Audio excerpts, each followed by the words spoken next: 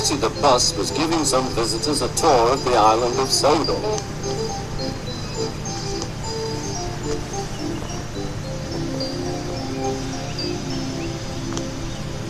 It was their last afternoon, and Edward was preparing to take them to meet Bill and Ben. He found it hard to start the heavy train. "Did you see him straining?" asked Henry.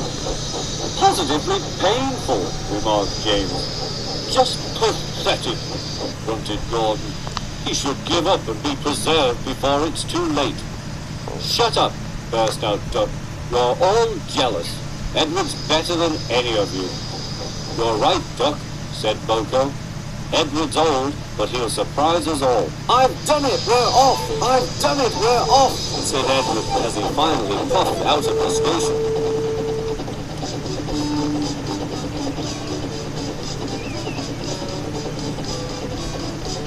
Bill and Ben were delighted to see the visitors. They loved being photographed. Later, they took the party to the China Clayworks in a break band special.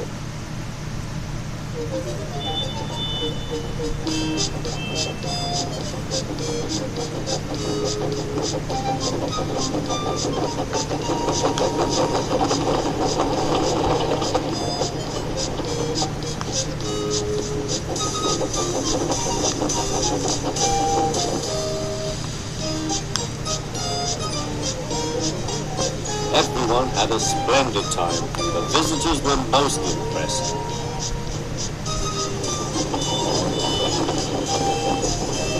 Then Edward took the visitors home.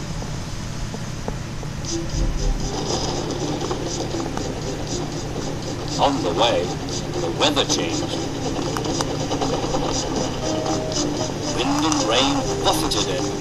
The sanding gear failed, and his fireman rode in front, dropping sand on the rails by hand.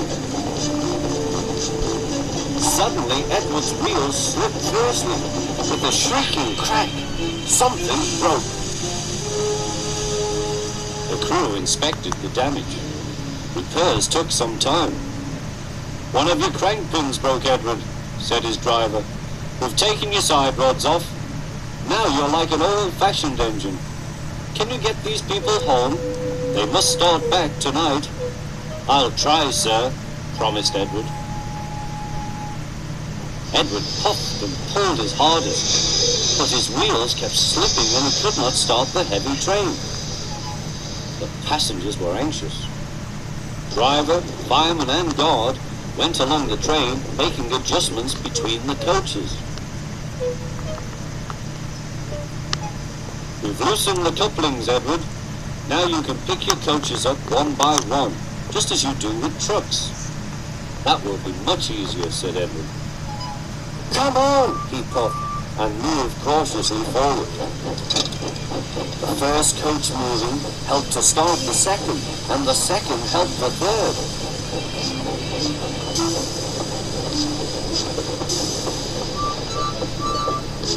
"I've done it, puffed Edward.